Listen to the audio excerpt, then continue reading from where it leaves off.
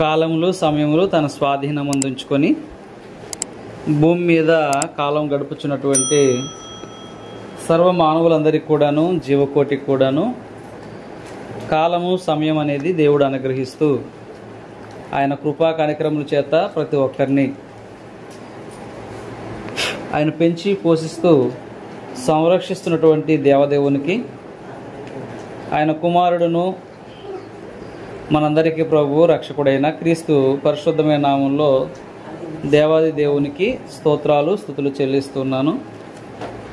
అలాగూ క్రీస్తు యొక్క రక్షణలోకి వచ్చి సంఘముగా చేరి ఉన్నటువంటి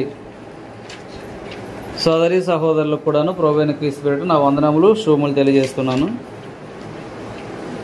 క్రీస్తు యేసులోనికి మనం వచ్చిన తర్వాత మన జీవితాలను ఒక క్రమబద్ధీకరమైనటువంటి పద్ధతిలో మనం దాన్ని నిర్మించుకోవాల్సిన అవసరం ఉంది. మన రక్షణను మనమే కాపాడుకోవాల్సిన అవసరం ఉంది. మన రక్షణను మనమే కొనసాగించుకోవాల్సిన అవసరం ఉంది. దేవుని యొక్క లేఖనాలను బట్టి, సంఘ సహవాసాన్ని బట్టి, చివరిగా మనం పాడిన సంఘానికి సంబంధించిన హెచ్చరిక గీతం. క్రీస్తు యొక్క సహవాసంలో మనందరం కూడాను ముందుకు కొనసాగాల్సిన అవసరం ఉంది. ఎందుకంటే లోకము చాలా భయంకరమైనది. ఈరోజు దినములన్నీ కూడాను చెడిపోయినాయని మనుషులు అనుకుంటున్నారు. గ్రంథం కూడా తెలియజేస్తుంది. దినములు చెడ్డవి గనక సమయమును పోనీయక సద్వినియోగం చేసుకొనొచ్చు. దినములు చెడ్డవంటే రోజులు చెడ్డవని కాదు, కానీ ఈ కాలంలో ఉన్నటువంటి మానవులు మంచివాళ్ళు కాదు అని దాని ఉద్దేశం. అజ్ఞానం వలె కాక జ్ఞానం వలె నడుచుకొని వచ్చినట్లు జాగ్రత్తగా చూసుకోవాలని మనకు తెలియజేయడం జరుగుతుంది. కాబట్టి మన సహవాసం గురించి కొన్ని మాటలు మనం ఆలోచన చేద్దాం. క్రీస్తు యేసునందుకు వచ్చిన మనం ఎట్టి సహవాసము మనం కొనసాగింపు చేయాలి. ఎందుకంటే మనం సమాజంలో కలిసి ఉన్నాం. ఇశ్రాయేల్ యొక్క సమాజం అలాగే చుట్టూ ఒక 6-7 దేశాలు ఉండేవి. పెరిజీయులు, హిత్తీయులు, హివీలు, గిబేషీయులు, ఇలాగా 7 దేశాలు, యెబూసీయులని 7 దేశాలు పరిసర ప్రాంతాలు ఉండే. వారి సహవాసంలో ఇశ్రాయేల్కి ప్రమాదం మరి వచ్చేటువంటి అవకాశం ఉండేది. అందుకే దేవుడు వాళ్ళకి అన్య సహవాసం చేయకూడదు, విగ్రహారాధనకు పోకూడదు, అన్య దేవతల వైపు మీరు వెళ్ళకూడదు. ఎందుకంటే సృష్టిని కలిగించిన నేను సృష్టికర్తను, కాబట్టి మీరు సృష్టిని మాత్రం సేవించకూడదు, పూజించకూడదు, ఆరాధించకూడదు. ఎందుకంటే వాటిని కలిగించిన నేను. ఒక పోలీస్ స్టేషన్ ఉందంటే అందులో హైయర్ క్వాలిఫికేషన్ లేదంటే దాన్ని నడిపించేటువంటి నాయకత్వం ఒక ఎస్ఐ గారు కలిగి ఉంటారు. ఒక కానిస్టేబుల్ దగ్గరికి వెళ్ళి కానిస్టేబుల్ గొప్ప నువ్వు బతిమలాడితే కుదరదు. ఆ స్టేషన్ పరిధిలో ఎస్ఐ గారినే మనం వెళ్ళి ఏదైనా విషయం ఉంటే మాట్లాడాలి. ఎందుకంటే వాళ్ళందరికంటే ఆయన హెడ్ కనుక. అవునా? అంతే కదా. భూతాగాదాలు ఉన్నాయనుకోండి, దానికి సంబంధించి మండల తహసీల్దార్ ఉంటారు, ఎంఆర్ఓ గారు, రెవెన్యూ ఆఫీసరు, ఆయన దగ్గరికి వెళ్ళి మనం మాట్లాడాలి తప్ప మన గ్రామంలో ఉన్నటువంటి ఒక విఆర్ఏ దగ్గరికి వెళ్ళో, సెక్రటరీ దగ్గరికి వెళ్ళో, మరొకరి దగ్గరికి వెళ్ళి బతిమలాట చేసుకోవడం వల్ల ఉపయోగం ఉండదు. పై అధికారుల దగ్గరికి వెళ్ళాలి. అలాగా ఈ విషయంలో, లోక సంబంధించిన విషయంలో మనకు ఎట్టి జ్ఞానం కలిగి ఉన్నామో, ఎవరిని అడిగితే అతనికంటే పెద్దోడు ఉన్నాడు కదా, అతన్ని అడిగితే పని అవుతుందని, అది న్యాయమని ఎలా అనుకుంటామో, సృష్టి కాదు సృజించిన దేవుడు ఉన్నాడు. సృష్టిని సృజించిన వాడున్నాడు, పుట్టించిన వాడున్నాడు, సృష్టిని నాశనం చేసేవాడు ఉన్నాడు. ఆయన్ని కదా మనం ఆరాధించాలి. కాబట్టి మీరు అన్య దేశాల్లో ఉన్నారు, మీ సహవాసం మంచిగా ఉండాలని ఇశ్రాయేలుతో హెచ్చరించడం జరిగింది. దావీదు కీర్తనలు అయితే సహోదరుల ఐక్యత కలిగి నివసించడం ఎంత మేలు, ఎంత మనోహరము అని కూడాను మాట్లాడేది ఇశ్రాయేల్ యొక్క సమాజం గురించి. ఎందుకంటే ఆ 12 గోత్రాల్లో 2 గోత్రాలు వేరైపోయినారు, 10 గోత్రాలు వేరైపోయినారు, బానిసత్వంలోకి వెళ్ళిపోయారు. ఐక్యత లేకుండా పోయింది సహోదరుల మధ్య. కాబట్టి ఐక్యత చాలా అవసరము, సహవాసం చాలా అవసరం. అందుకని సహవాసం గురించి దేవుని యొక్క లేఖనాల్లో కొన్ని మాటలు మనం చూడగలిగితే, మొదటిగా ప్రారంభంలో సంఘము ఆరంభమైనప్పుడు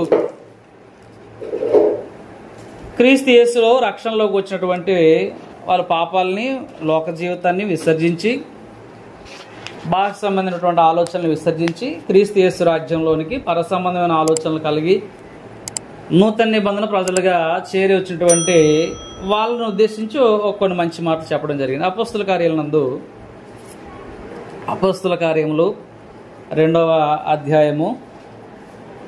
ఆ రోజు పెంతెకొస్తు పండుగ పేతురు గారి యొక్క బోధ జరిగింది. సుమారుగా 3000 మంది మారుమనసు పొంది రక్షణలోకి రావడం జరిగింది. అలా వచ్చిన వారిని ఉద్దేశించి మాట్లాడుతున్నటువంటి మాట 42వ వచనంలో, వీరు అపోస్తుల బోధయందును, వీరు అంటే 41 అంటాడు కదా, కాబట్టి అతను వాక్యము అంగీకరించిన వారు మూర్ఖులకు ఈ తరము వారికి వేరే రక్షణ పొందుడని వారిని హెచ్చరించెను. కాబట్టి అతను వాక్యము అంగీకరించిన వారందరూ బాప్తిసం పొందిరి. ఆ దినమందు ఇంచుమించు 3000 మంది చేర్చబడిరి. వీరు అంటే సంఘంగా చేర్చబడేటువంటి వారు ఇక్కడ ఉన్న మనము. వీరు అపోస్తుల బోధ యందును సహవాసం యందును రొట్టె విరుచుట యందును ప్రార్థన చేయుట యందును ఎడతెగక ఉండిరి. కాబట్టి రక్షణలోకి వచ్చిన మనము మరలా లోక సంబంధమైన సహవాసాన్ని మనం చూడకూడదు, చేయకూడదు. అయితే మనకు ఉన్నటువంటి కొన్ని కార్యకలాపాలు దైవిక సంబంధమైన జీవితంలో, దేవుని యొక్క దయ పొందినటువంటి జీవితంలో, ఈ లోకంలో మనం జీవించవలసి ఉంది కనుక ఆయా కార్యక్రమాలు చేసుకుంటే తప్ప మన జీవనం సాగదు. కాబట్టి లోకంలో మనం ఉన్నాము, ఆయా పనులు చేసుకుంటాము. ఆ పని వరకు మాత్రమే మన మాట మంతులు ఉండాలి తప్ప అధికమించి ఉండకూడదు, అధికమించి మనం మాట్లాడకూడదు, విస్తారంగా ఎవరితో కూడా మాట్లాడకూడదు. మనం కూర్చున్నప్పుడు ఎక్కువ విస్తారంగా మాట్లాడుతాం, అంటే పనికి మాలిన మాటలు ఎక్కువ మాట్లాడుతుంటాం. ఏదో మంచి మాటలు మాట్లాడుకుని ప్రారంభిస్తాము, అక్కడి నుంచి ఎక్కడికో వెళ్ళిపోయి నానా బయట విషయాలు కూడా మనం చర్చించుకునే అవకాశాలు కొన్నిసార్లు వస్తుంటాయి. అప్పుడు అలాంటి మాటల గురించి కూడా నేను తీర్పు దినంలో తీసుకొస్తాను క్రీస్తు చెప్పాడు. అంతే కదా, మీరు మాట్లాడే ప్రతి మాటను బట్టి అంచు దినం నేను తీర్పులో తీసుకొస్తాను అన్నాడు. అంటే ఎంత ఎంత జాగ్రత్తగా ఉండాలి క్రీస్తు సంఘం. మాటల విషయంలోనే అంతగా చెప్తే మన సహవాసం విషయంలో. కాబట్టి సహవాసం అనేది చాలా ప్రాముఖ్యం, బోధ అనేది చాలా ప్రాముఖ్యం. అందుకే బోధ, ఎవరు బోధ పడితే వాళ్ళు బోధ వినేస్తే మనం సంఘం కట్టబడలేం. అపోస్తుల బోధ వినాలి. 66 పుస్తకాల్లో ఉన్నట్లుగా బోధించేటువంటి అపోస్తుల బోధ చేయాల్సిన అవసరం ఉంది.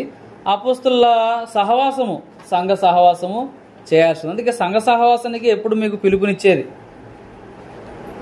మనం జరుగుతున్నటువంటి బైబిల్ తరగతులు కావచ్చు, గృహ కూడికలు కావచ్చు, మీ సాధ్యమైనంత వరకు పాలు పంచుకోవడానికి ప్రయత్నం చేయాలి.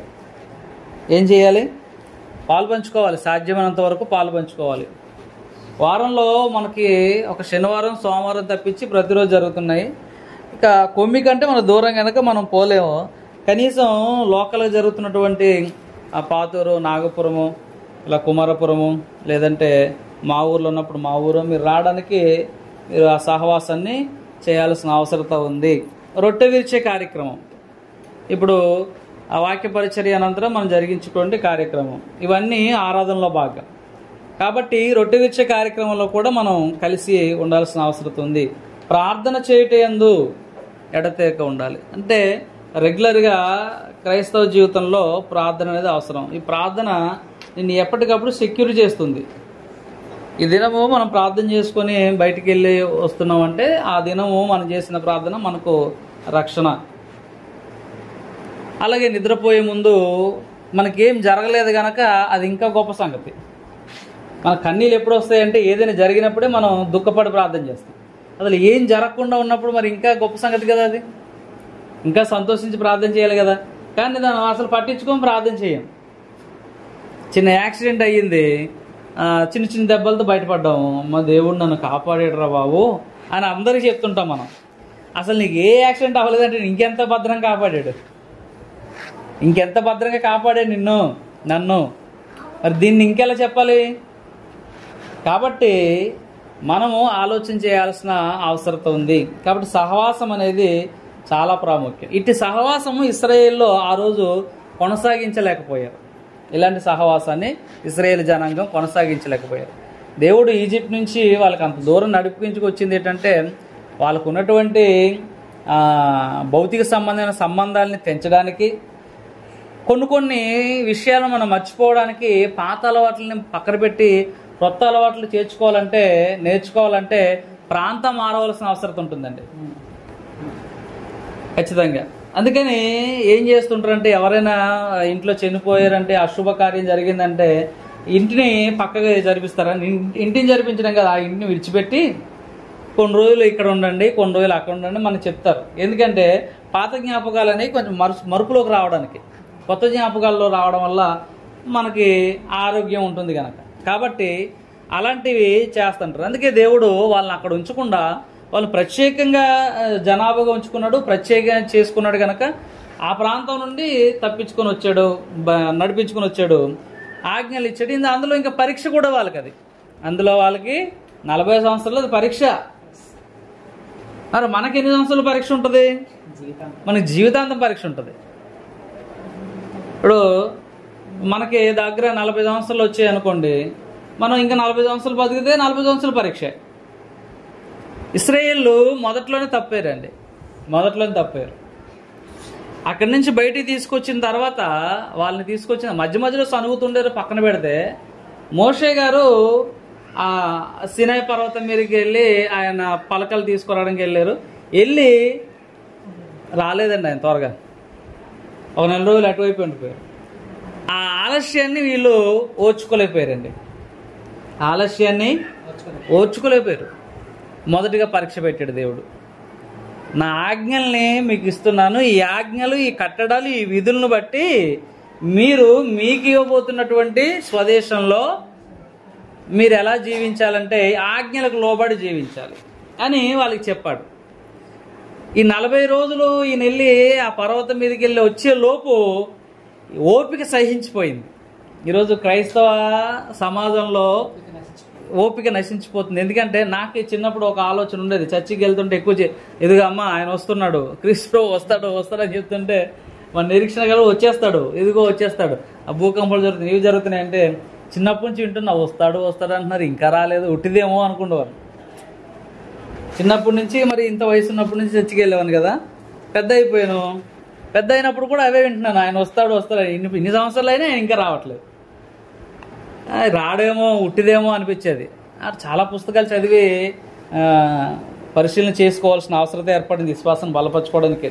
రైట్. అలాగా వాళ్ళకి దేవుడు పెట్టిన మొదటి పరీక్ష ఓపిక, నిరీక్షణ, ఎదురు చూడాలి. ఎందుకంటే వాళ్ళ కోసం కొత్త ధర్మశాస్త్రాన్ని తీసుకురాబోతున్నాడు.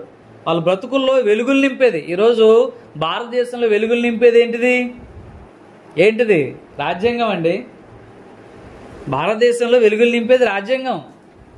రాజ్యాంగం లేకపోతే మన జీవితంలో, మన ముఖంలో ఎలుగు ఉండదు, నవ్వు ఉండదు, కన్నీళ్ళే ఉంటాయి, కష్టాలే ఉంటాయి, బానిస బ్రతుకులు. రాజ్యాంగం లేకపోతే ఒక నూతన రాజ్యాంగాన్ని తీసుకురావడం వల్ల అంబేద్కర్ గారు ఈ భారతదేశంలో ప్రతి ఒక్క ముఖంలో కూడా నవ్వు ఉంది. ఈరోజు ఏమనుకుంటున్నామో మనం అర్థం కాక అలాగూ బానిస బ్రతుకున్నటువంటి ఇశ్రాయేల్ని వాళ్ళ జీవితంలో ఒక వెలుగుని నింపేటువంటి రాజ్యాంగాన్ని తీసుకొచ్చాడు దేవుడు మోషే ద్వారా. ఆ రాజ్యాంగం రాగానే వీళ్ళ బ్రతుకులు ఎంతగా మారిపోతాయో వాళ్ళకి అర్థం కాలేదండి. ఆయన వచ్చేలోపు ఈయన్ని చంపుకొని తిన్నారు అహరోన్ గారిని. మాకు బొమ్మ చేసి పెట్టు. ఈ మోషే ఏమైపోయాడో, మొన్నకి వెళ్ళాడు ఇంకా రాలేదు, ఏమైపోయాడో. కాబట్టి ఇలాగూ మొదటి పరీక్షలో వాళ్ళు విఫలమైపోయారు, ఎదురు చూడలేకపోయారు. ఈరోజు మనం కూడాను ఈరోజు విన్న వాక్యము రేపటికి నెమరేసుకోలేకపోవడానికి, సువార్త పరిచయలో మనం పాలు పంచుకోకపోవడానికి, అవునా, అనుదిన ప్రార్థనలో మనం చేయకపోవడం కారణం ఏంటంటే నిరీక్షణ అనేది మనకు లేదు, నిరీక్షించలేకపోతున్నాం. ఇప్పుడు రేపు వస్తాడయ్యా అనేసరికి నువ్వు ఈరోజు పెట్టే బేగాన్ని పట్టుకుంటావు లేదు, సిద్ధంగా ఉంటాం. వస్తే నేను ఎక్కాలి బస్సు అని. అలాగా ఏదో ఆయన వస్తానన్నాడు, ఆయన రాకపోతే మనమేనా పోతాం కదా ఈలోగా. మరి మనమేనా పోవాలి కదా, అది ఎప్పుడు పోతాం మనకు తెలియదు. ఎప్పుడు పోతామో మనకు తెలియదు, ఆ టికెట్ మనకు తెలియదండి అని మనం సిద్ధంగా ఉండట్లేదంటే అర్థం ఏంటి? మనకు నిరీక్షణ లేదు, ఇశ్రాయేల్ లెక్క ఉన్నాం. అందుకనే వాళ్ళకి ఎలాగ ప్రకటించబడిందో మనకు అలాగే ప్రకటించబడింది. హెబ్రీ పత్రిక అండి, హెబ్రీ పత్రిక 4వ అధ్యాయం 1 నుంచి, ఆయన యొక్క విశ్రాంతిలో ప్రవేశించుదమని వాగ్దానము ఇంకా నిలిచి ఉండగా మీలో ఎవడైనను అంతేనా, ఒకవేళ ఆ వాగ్దానం పొందకుండా తప్పిపోవునేమని భయము కలిగి ఉందము. వారికి ప్రకటించబడినట్లు మనకును సువార్త ప్రకటించబడిన గాని వారు వినిన వారితో విశ్వాసం గల వారి ఉండలేదు గనుక విన్న వాక్యం వారికి నిష్ప్రయోజనమైంది. కలిసి సహవాసము. ఈ మబ్బు ఉంది బైబిల్. విశ్వాసం గలవారే కలిసి ఉండలేదు గనుక, విశ్వాసం గలవారే కలిసి ఉండలేదు గనక విన్న వాక్యము వారికి నిష్ప్రయోజనమైనది. అదండి, నిష్ప్రయోజనమైనదాయను. కాబట్టి ఏం చేయాలి? మనం వినేసి ఊరుకుంటున్నాం కదా, వినేసి ఊరుకుంటున్నాం అంతే. వినేసి ఊరుకోకూడదు. అర్థమైందా? విన్నవారితో ఏం చేయాలండి? విశ్వాసం గలవారే. మిత్రులారా, విన్నవారితో ఏం చేయాలి? శ్రీని గారు చూడండి, ఆసక్తిగా చెప్తాం కొంచెం.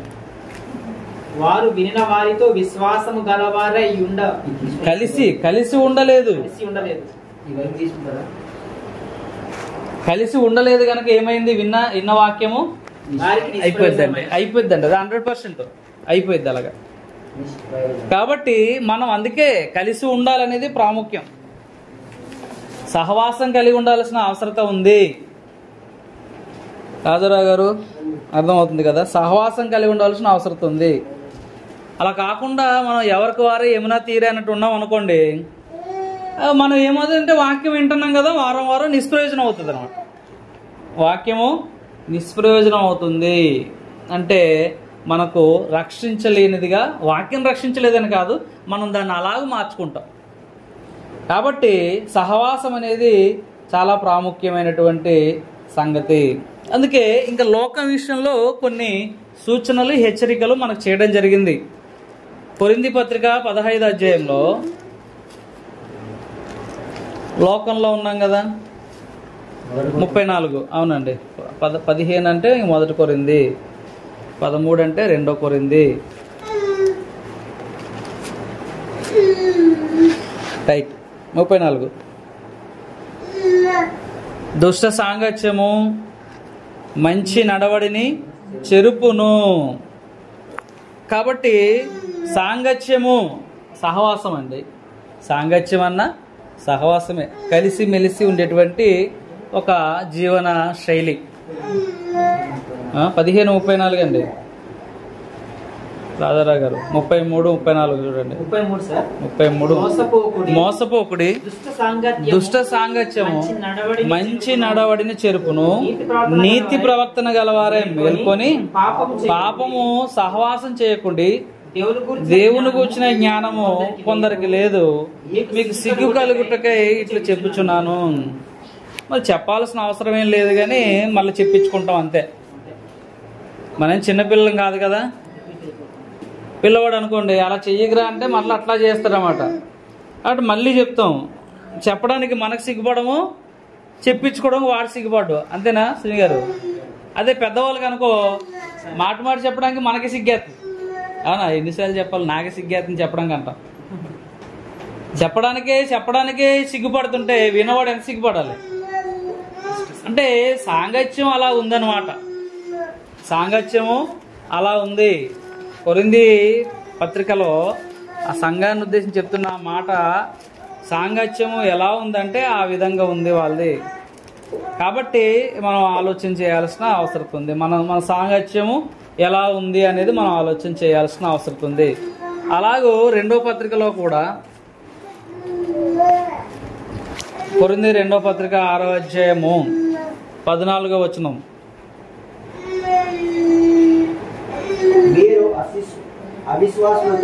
మీరు అవిశ్వాసులతో ఫ్రెండ్షిప్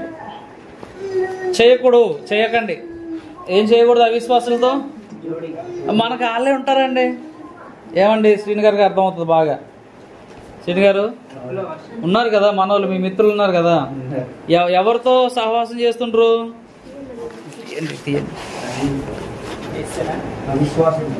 అన్యులతోనే.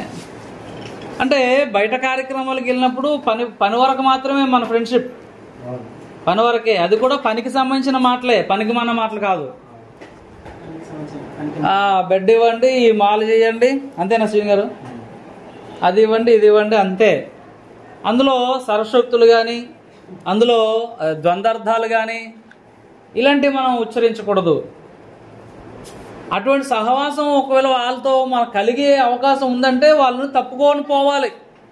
దూరంగా పారిపోండి అన్నాడు తెస్సపత్రికలో, దూరంగా పారిపోండి. తిమోతికి రాస్తూ కూడా అలాంటి సహవాసం మనం చేయకూడదు. కాబట్టి చెబుతున్నటువంటి విషయం ఏంటంటే, మీరు అవిశ్వాసులతో జోడుగా ఉండకూడి, నీతికి దుర్నీతికి ఏమి సాంగత్యము, వెలుగునకు చీకటితో ఏమి పొత్తు, క్రీస్తునకు బేలీలతో ఏమి సంబంధము, అవిశ్వాసితో విశ్వాసికి పాలెక్కడిది, దేవుని ఆలయమును విగ్రహములతో ఏం పొందిక. మనం దేవుని ఆలయం అండి బాబు, మీకు అర్థమవుతుందా? మనం జీవం గల దేవుని ఆలయమై ఉన్నాము. అందుకు దేవుడు ఇలాగ చెప్పుచున్నాడు. ఇది ఇశ్రాయేలుతో చెప్పన్న మాట మనకు తెలియజేస్తున్నాడు. ఇది ప్రవచనం కదా, సంఘానికి సంబంధించిన మాట. నేను వారిలో నివసించి సంచరింతును, నేను వారి దేవుడిని యందును, వారి నా ప్రజల యందురు. కావున మీరు వారి మధ్య నుండి బయలు వెళ్ళి ప్రత్యేకంగా ఉండి అపవిత్రమైన దాన్ని ముట్టకూడని ప్రభు చెప్పుచున్నాడు. మరియు నేను మిమ్మల్ని చేర్చుకొందును, మీరు మీకు తండ్రినై ఉందును, మీరు నాకు కుమార్తెలై ఉందరని సర్వశక్తి గల దేవుడు చెప్పుచున్నాడు. దేవుని కుటుంబం, దేవుని సంఘము, దేవుని కుటుంబం. మన తండ్రి పరిశుద్ధుడు కాబట్టి మన సహవాసము పరిశుద్ధులతోనే ఉండాలి తప్ప వేరొకరితో ఉండకూడదు. దేవుని ఆలయానికి ఏం పొందిక? విగ్రహాలతో. దేవుని ఆలయానికి విగ్రహాలతో ఏం పొందిక? జీవం కలిగిన దేవుని ఆలయం, విగ్రహం జీవం లేనిది. కాబట్టి ఏమి పొందిక? అట్లీస్ట్ స్కూల్ పిల్లలతో మనం కొన్ని వింటూ ఉంటాం. బాగా చదువుకుంటాడు, ఒకడు బాగా చదువుకోడు. బాగా చదవని వాడితో బాగా చదువుకున్నాడు జోడీగా ఉంటాడు, ఫ్రెండ్షిప్ చేస్తారంట. అప్పుడు పేరెంట్స్ ఏం చెప్తారు? వాడితో వద్దురా, వాడు మొద్దు, వాడు చదవడు కదా, వాడితో నువ్వు ఉంటే నీకు ఎలా నీ స్టడీ పాడైపోద్ది అంటారు అన్నమాట. అవును కదా. వాడు అంగా ఆటలాడతాడు, సినిమాలకు వెళ్తాడు, తుంటరిగా ఉంటాడు, అల్లరి చేస్తుంటాడు. నువ్వు చదువుకున్నావు, నీకు 90+ నీకు మార్కులు వస్తున్నాయి, వాళ్ళకు ఫెయిల్ అవుతున్నాడు అనుకో. అలాంటి వాడితో నువ్వు ఉంటే నువ్వు ఫెయిల్ అవుతావు, రేపు ఉదయం నువ్వు ఫెయిల్ అవుతావు అని ఎలా చెప్తుంటామో మరి మన దేవుడు అదే కోరుకుంటున్నాడు. మీరు అలా ఉండకండి, విగ్రహం ఒట్టిది, మీరు దేవుని ఆలయం అన్నారు, మీరు అలాగే వాటితో సహవాసము చేయొద్దు అని చెప్పడం జరుగుతుంది. కాబట్టి మనం ఆలోచన చేయాల్సిన అవసరం ఉంది. నూతన నిబంధనలో అపోస్తల బోధలో మన సహవాసము ఎవరితో ఉంది తెలియజేస్తున్నాడు. మొదటి యోహాను పత్రిక, యోహాను మొదటి పత్రిక 1వ అధ్యాయం 3వ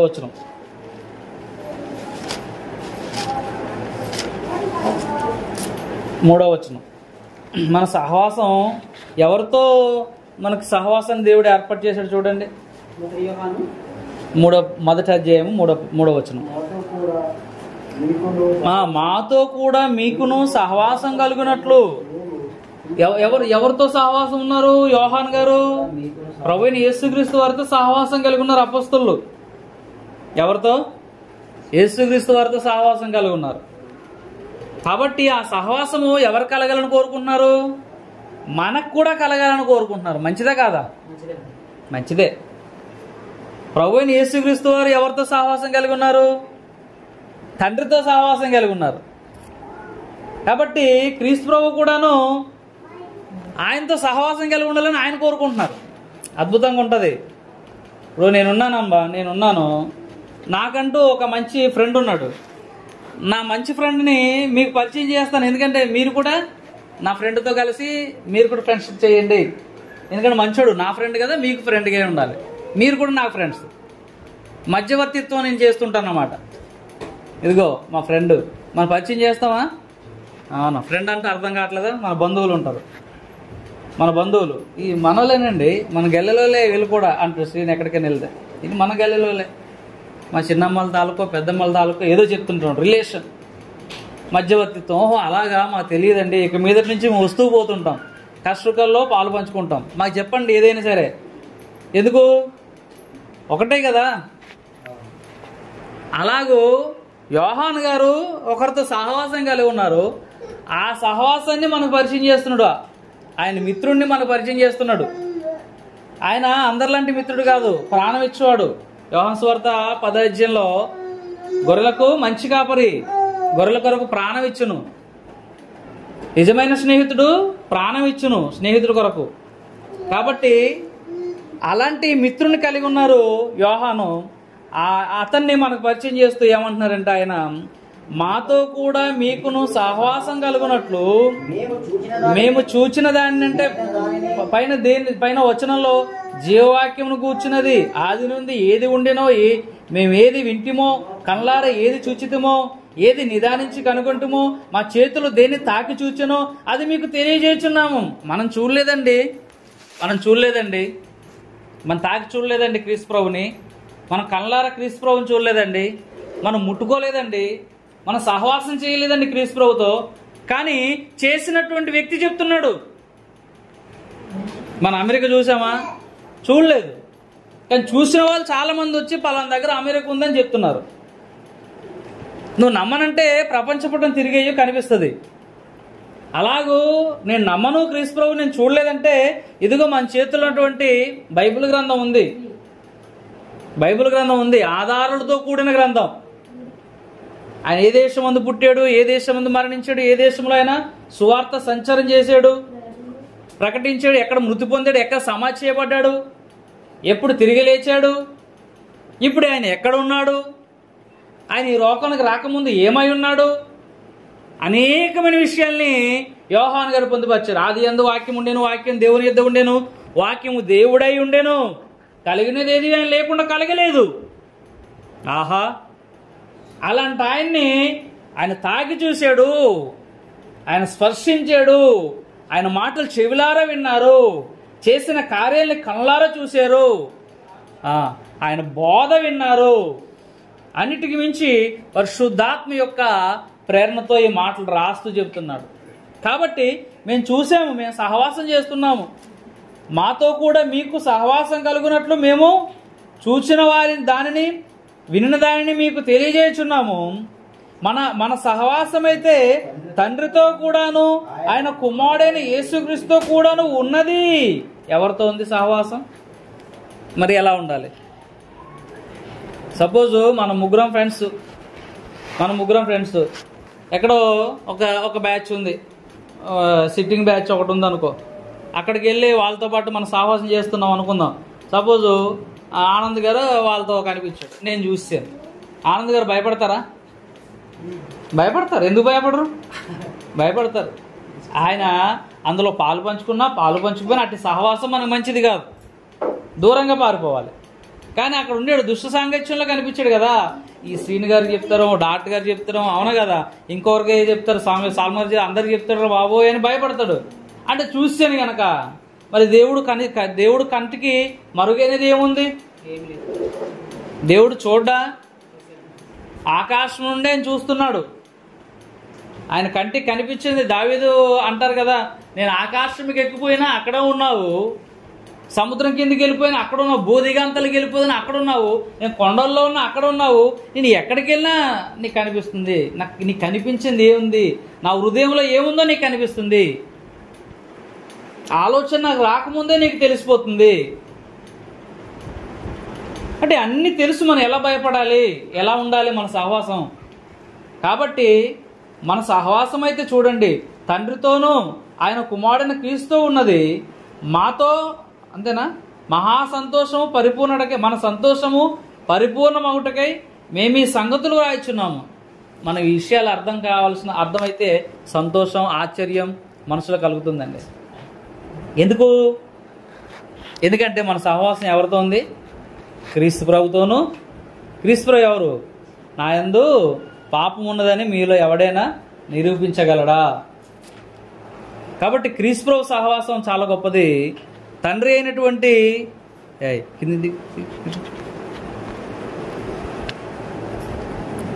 మన సంతోషము పరిపూర్ణమూటకై నేను ఈ సంగతులను రాయిస్తున్నాను.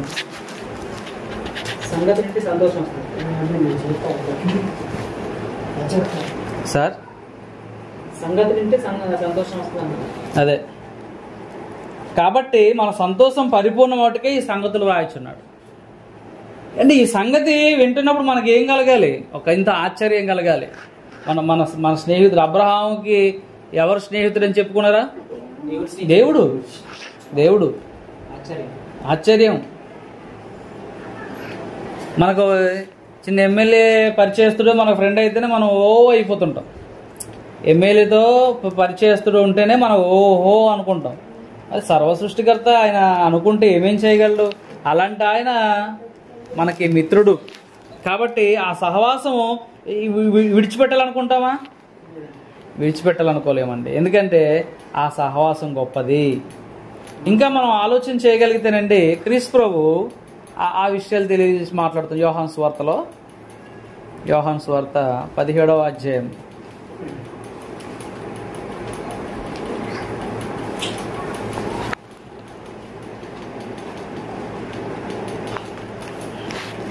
యోహాను సువార్త 17వ అధ్యాయంలో మంచి మాటలు ఉన్నాయి చూడండి. క్రీస్తు ప్రభు వారి ప్రార్థన. క్రీస్తు ప్రభు వారి ప్రార్థన మనం సర్వసాధారణంగా మనం అడుగుతుంటాం. ఎవరికైనా సరే ప్రార్థన విజ్ఞాపన కోరుతుంటాం కదా. నా గురించి ప్రార్థన చేయండి, నేను ఇలా పలానా పరీక్ష రాసుకున్నాను, ప్రార్థన చేయండి. నా గురించి ప్రార్థన చేయండి, మ్యారేజ్ మ్యాచింగ్స్ వస్తున్నాయి, నా గురించి ప్రార్థన చేయండి, జాబ్ కోసం, నా కోసం ప్రార్థన చేయండి, హెల్త్ కోసం అని మనం చెప్తుంటాం కదా రిక్వెస్ట్లు. ఏమండి చెప్తామో చెప్పమా చిన్న గారు? మనకు పెద్ద పెద్ద పాస్టర్లు అట్లా కనిపించారు అనుకోండి సేవకులు, వాళ్ళ దగ్గరికి వెళ్ళి చెప్తుంటాం మనం, దీనికోసం ప్రార్థన చేయండి, దానికోసం ప్రార్థన చేయండి అని. అసలు నీకోసం ఎవరు ప్రార్థన చేస్తున్నారో నీకు తెలిస్తే ఆశ్చర్యపోతావు. అర్థమైందా? నువ్వు అడిగినా అడగకపోయినా నీకోసం ప్రార్థన చేసే ఆయన ఒక ఆయన ఉన్నాడు. చూడండి ఎంత బాగుంటుందో మనసు పెట్టి. 17వ అధ్యాయము 17వ వచనం నుండి, సత్యమందు వారిని ప్రతిష్ఠ చేయము. ఇది క్రీస్తు ప్రభు వారి ప్రార్థన అండి. మొదటి వచనంలో ఏసీ మాట చెప్పి ఆకాశం కళ్ళెత్తి, తండ్రి నా గడియ వచ్చి ఉన్నది, నీ కుమారుడు నిన్ను మహిమపరచినట్లు నీ కుమారుని మహిమపరచుము. నీవు నీ కుమారునికి ఇచ్చిన వారందరికీ ఆయన నిత్య జీవం అనుగ్రహించినట్లు సర్వ శరీరాల మీదనో ఆయనకు అధికారం ఇచ్చితివి. అద్వితీయ సత్యదేవుడివే నిన్నును నీవు పంపిన యేసుక్రీస్తుని ఎరుగుటే నిత్య జీవము చేయుటకు నీవు నాకు ఇచ్చిన పని నేను సంపూర్ణంగా నెరవేర్చి భూమి మీద మహిమపరిచితిని. తండ్రి లోకం పుట్టక మునుపు నీ యొద్ద నాకు ఏ మహిమ ఉండనో ఆ మహిమతో నన్ను ఇప్పుడు నీ యొద్ద మహిమపరచుము. లోకము నుండి నీవు నాకు అనుగ్రహించిన మనుషులను నీ నామును ప్రత్యక్షపరిచితివి. వారు నీవారై ఉండిరి. ఎవరి గురించి? అపోస్తలుల గురించి ప్రార్థన చేస్తున్నాడు. మనం కూడా ఉన్నాం ఇందులో. లోకం నుండి నాకు కొద్దిమంది మనుషుల్ని ఇచ్చావు, వాళ్ళు నా శిష్యులుగా పిలువబడుతున్నప్పటికీ, నా వారైనప్పటికీ నీ వారై ఉన్నారు. అంటే ఎవరి పక్షాన క్రీస్తు ప్రార్థన చేస్తున్నాడు? చూడండి, మన పక్షాన దేవునికి ప్రార్థన చేస్తున్నాడు, విజ్ఞాపన చేస్తున్నాడు. 17వ వచనంలో ప్రార్థన చేస్తూ వాళ్ళని ఈ లోకంలో ఎలా స్థిరపరచాలి అనేది చెబుతూ 17వ వచనం మందు, సత్యమందు వారిని ప్రతిష్ఠ చేయము. శిష్యుల గురించిను, నీ వాక్యమే సత్యము, నీవు నన్ను లోకమునకు పంపిన ప్రకారము నేనును వారిని లోకమును పంపితిని. మత్తయి సువార్త 10వ అధ్యాయంలో మీరు లోకమునకు వెళ్ళి సువార్త ప్రకటించండి అని పంపించడం లేదా? మత్తయి సువార్త 28వ అధ్యాయంలో చివరి వచనంలో మీరు సర్వలోకానికి వెళ్ళి సర్వ సృష్టికి సువార్త ప్రకటించి అనేకులను నాకు శిష్యులుగా చేయండి అన్నాడా లేదా? అలాగే అపోస్తలుల ద్వారా బోధ విన్న మనం కూడాను ఈరోజు క్రీస్తు యొక్క శిష్యరికల్లోకి వెళ్ళిపోయాం. అంటే ఇప్పుడు క్రీస్తు మన గురించి కూడా ఇదే విజ్ఞాపన జరుగుతుంది. తండ్రి యొద్ద ఇదే ప్రార్థన జరుగుతుంది. చూద్దామా? ఇంకా కిందికి చదివితే ఆ మాట కూడా ఆయన ప్రస్తావించాడు. వారు సత్యమందు ప్రతిష్ఠ చేయబడినట్లు వారికై నన్ను ప్రతిష్ఠ చేసుకొంచున్నాను, మరియు నీవు నన్ను పంపితివి అని లోకం నమ్మునట్లు. 20వ వచనం, తండ్రి నాయందు నీవును నీయందు నేను ఉన్నలాగున సహవాసం. క్రీస్తుది తండ్రితో ఉన్న సహవాసం. నాయందు నీవు నీయందు నేను. తండ్రి కుమారులకు సహవాసం ఉందా? ఉంది, సహవాసం ఉంది. నాయందు నీవును నీయందు నేను ఉన్నలాగున వారును మనయందు ఏకమై ఉండవాలనని వారి కొరకు మాత్రం నేను ప్రార్థించట్లేదు. ఎవరి కొరకు? అపోస్తులు ఉన్నారు చూడండి, వారు మనయందు వారును ఏకమై ఉండవాలని వారి కొరకు మాత్రమే ప్రార్థన చేయట్లేదంటే వారి కొరకు చేస్తున్నాను. కేవలం వాళ్ళ కొరకు మాత్రమే కాదు, ఇంకా ఉన్నారు అన్నాడు. ఎవరు? చదవండి, ఇప్పుడు చదవండి, ఎంత బాగుంటుందో. ప్రార్థన చేయటం లేదు, ప్రార్థించట్లేదు. వారి వాక్యం వల్ల అంటే అపోస్తుల బోధ వలన నాయందు విశ్వాసం ఉంచి వారందరూ ఏకమై ఉండవాలని వారి కొరకును ప్రార్థించుచున్నాను. Present continuation tense. వారి కొరకును ప్రార్థించుచున్నాను. అర్థమవుతుందా? మన కోసం ఎవరు ప్రార్థన చేస్తున్నారో? నీ సహవాసం ఎలా ఉండాలి, నీ విశ్వాస జీవితం ఎలా ఉండాలి, నీ భక్తి జీవితం ఎలా ఉండాలి, నీ పరిచర్య జీవితం ఎలా ఉండాలి, నిన్ను ఎలా ప్రత్యేకించుకోవాలి, నిన్ను ఎలా కాపాడుకోవాలి, నువ్వు తప్పిపోకుండా ఉండడానికి, సంఘముతో సహవాసం కలిగి ఉండడానికి, ప్రార్థన కలిగి ఉండడానికి, రొట్టె ద్రాక్షరస కార్యక్రమంలో నువ్వు పాలు పంచుకోవడానికి, బోధలో పాలు పంచుకోవడానికి, ప్రతి విధమైన కార్యక్రమంలో పాలు పంచుకోవడానికి అపోస్తుల బోధ వల్ల ఎవరైతే విని విశ్వాసులు ఈరోజు క్రీస్తు సంఘం కట్టబడ్డారో వాళ్ళందరి గురించి కూడాను ప్రార్థించుచున్నాను. అదండి. ఇంకా చూస్తే ఏకమైనలను వారి కొరకు ప్రార్థించున్నాను. మనము ఏకమై ఉన్నలాగున వారును ఏకమై ఉండవాలని నీవు నాకు అనుగ్రహించిన మహిమను నేను వారికి ఇచ్చి తిని. మనం ఏకమై ఉండాలా వద్దా? సహవాసం ఉంటే ఏకమై ఉంటాము, సహవాసం లేకపోతే ఏకమై ఉండలేము. కాబట్టి సహవాసం అనేది చాలా ప్రాముఖ్యమైనటువంటి పని. ఇటు సహవాసాన్ని ఏ ఒక్కరు కూడాను వదులుకోకూడదు. కొరింథీ మొదటి పత్రిక 1వ అధ్యాయం 9వ వచనంలో క్రీస్తు ప్రభు సహవాసంలో పిలిచేనని చెప్పేసాడు క్లియర్గా. ఇక్కడ ప్రార్థన చేసినట్టు మాత్రం మనకు కనిపిస్తుంది, కానీ అక్కడ చూడండి ఎంత బాగుంటుందో. 1:9 మన ప్రభు అయిన యేసు క్రీస్తు అను తన కుమారుని సహవాసమునకు మిమ్మును పిలిచిన దేవుడు నమ్మదగినవాడు. ఎవరు పిలిచారు? కుమారుని సహవాసానికి దేవుడు పిలిచాడు, ఆయన నమ్మదగినవాడు. నువ్వేనా విడిచిపెడితే విడిచిపెట్టాలి, నువ్వేనా మర్చిపోతే మర్చిపోవాలి తప్ప ఆయన విడిచిపెట్టడు, ఆయన మర్చిపోడు. మనం మోసం చేస్తాం తప్ప దేవుడు మోసం చేయడానికి ఆయన నరుడు కాదు. మనం అబద్ధాలు ఆడతాం. నేను ఇదిగో ఈ బాప్తిని తీసుకుని నాకు ఇచ్చండి, ఈ రోజు నుంచి నేను సంఘంలో ఉంటాను, అలాగని మనం చెప్తాము, మాటలు ఇస్తాము. ఆయన మాట ఇచ్చి తప్పడు. కాబట్టి మనం ఆలోచన చేయాల్సిన అవసరత ఉంది. అందుకే లోకంతో సహవాసం చేయకూడదు, ఏ ఒక్కరితో సహవాసం చేయకూడదు. బిజినెస్ ఉందా, బిజినెస్ పరంగా ఎంతవరకు మాట్లాడాలో అంతవరకు మాట్లాడు, సహవాసం పెంచుకోకు. నచ్చితే ఇస్తారు, నచ్చితే లేదు, లేకపోతే లేదు, అంతే. అంటే ఏ పని విషయంలో సరే మన సహవాసం ఎంతవరకు ఉండాలో అంతవరకే. దేవుడు నీకు పని చూపిస్తాడు, దేవుడు నిన్ను కరుణిస్తాడు. నీకు ఒక దగ్గర మార్గం మూసిపోయిందంటే నీకు అనేక మార్గాలైన సిద్ధం చేసి ఉంచుతాడు. కానీ అక్కడ నువ్వు వాళ్ళతో కమిట్ అయిపోకుండా నువ్వు ఉన్నావు చూడు, దాన్ని బట్టి దేవుడు సంతోషించి అనేక మార్గాలు తెరుస్తాడు. ఇంక ఇది తప్ప నాకు ఏదో దిక్కు లేదనే మనం కాలు పడేసుకుని సహవాసంలోకి వెళ్ళిపోయి అనుకోండి అన్నిలతో, దేవుడు బాధపడతాడు. కాబట్టి అందుకని మన సహవాసము మంచిగా ఉండాలి. మంచి వరకు ఉంటే మంచిగా ఉంటుంది, చెడ్డ వరకు ఉంటే చెడ్డగా ఉంటుంది. మన సహోదరులు ఒకరు ఉన్నారు, అట్లా వాళ్ళతో సహవాసం చేయకూడదు అన్నా అని చెబితే వాళ్ళతోనే సహవాసం చేస్తాడు, మళ్ళీ మోకం తిప్పుతాడు మనిషి. సామెతల గ్రంథంలో మంచి మాట ఉంటుంది. సామెతల గ్రంథంలో 13వ అధ్యాయము మన ఇశ్రాయేలు విషయంలో ఇది పర్ఫెక్ట్గా ఉంటుంది అనమాట. 13వ అధ్యాయం 20వ వచనంలో అందే జ్ఞానుల సహవాసము జ్ఞానం గలవాడు అవుతాడు, మూర్ఖుల సహవాసం చేయవాడు చెడిపోతాడు. అంతే కదా. జ్ఞానులతో సహవాసం చేస్తే అది ఏమొస్తుంది? జ్ఞానమే వస్తుంది. అన్యాయాలతో సహవాసం చేస్తే అన్యాయమే. తిరుగుబోతులు త్రాగుబోతులతో సహవాసం చేస్తే అట్టి గుణాలే వస్తాయి.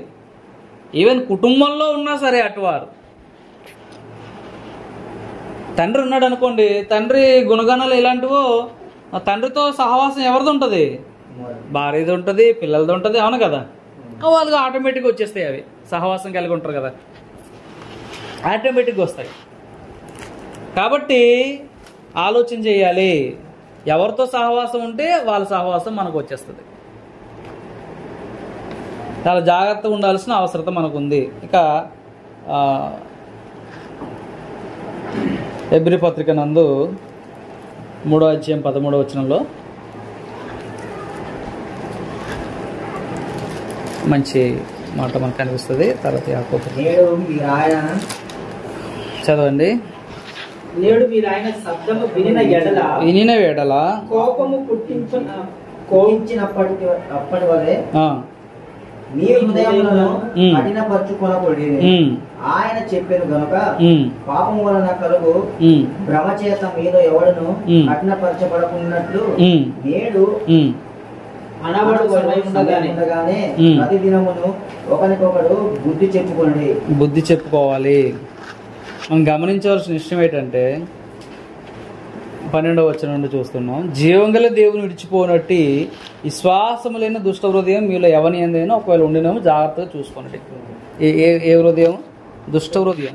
దుష్టుని సాంగత్యం చేస్తే దుష్ట హృదయం వస్తుంది. లోకంతో సాంగత్యం చేస్తే దుష్ట హృదయం వస్తుంది.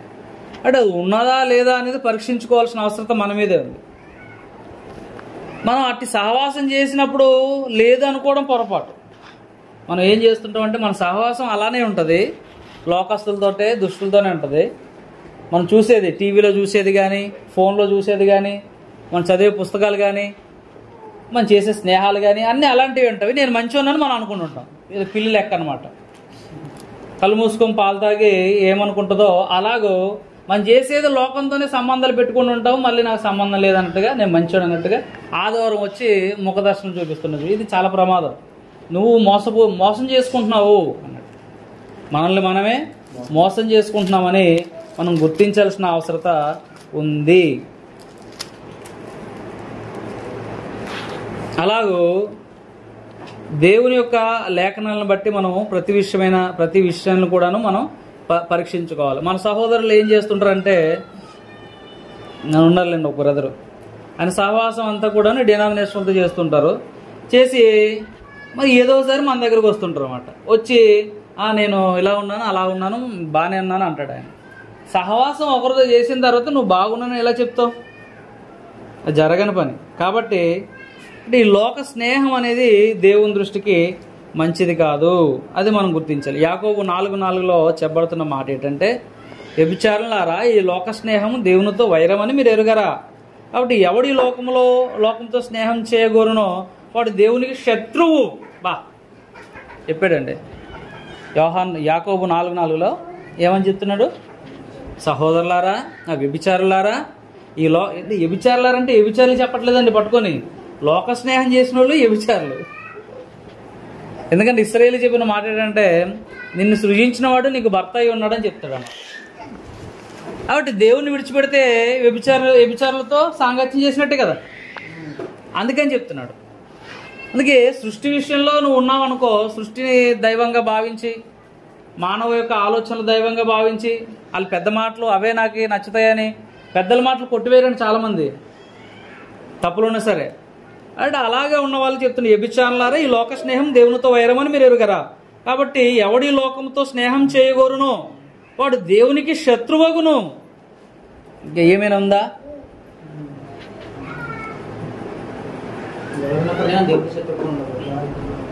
దేవునికి శత్రువు అయిపోతే ఏమైనా ఉందా? ఇప్పుడు నీకు ఎవరితోనైనా శత్రుత్వం ఉందనుకో. ఇప్పుడు ఇశ్రాయేల్ ఉన్నారండి, ఇశ్రాయేల్ ఉన్నారు. హలో రాజేష్ గారు, ఇశ్రాయేల్ ఉన్నారు. ఇశ్రాయేల్కి శత్రువులు ఎవరు? యెబూసీయులు శత్రువులు, హిత్తీయులు శత్రువులు, హివ్వీయులు శత్రువులు, ఇలాగ వాళ్ళ శత్రువులు ఉన్నారన్నమాట. ఆ శత్రువులకి అలాగే ఎరుకో వాళ్ళు శత్రువులు ఉన్నారా? నిన్న విన్నాం కదా, నిన్న పాఠం యోషువ గ్రంథం. వాళ్ళు శత్రువులున్నారా? వాళ్ళు ఎంతటి వాళ్ళైనా సరే, వాళ్ళ శత్రువులున్నా సరే వాళ్ళని జయించేది ఎవరు? దేవుడే. యుద్ధం యెహోవాదే కదా, జయించేవారు.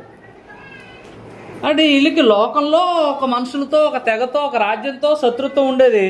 దేవుడితో శత్రుత్వం కాదు, దేవుడితో సహవాసం ఉండింది వాళ్ళకి. కాబట్టి దేవుడు వాళ్ళని జయించాడు, జయింపజేశాడు వీళ్ళ చేత.